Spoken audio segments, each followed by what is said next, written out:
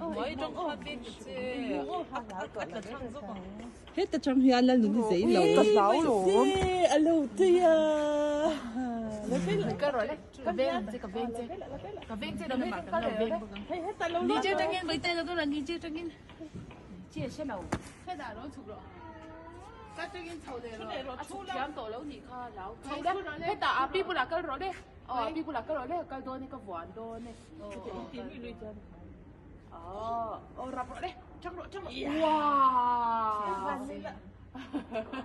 alon sang tosin wow hello bạn là hey vòn này là đi bù là wow bố mà là thấy lậu cái lệ rồi hết ta cái lệ rồi kìa kha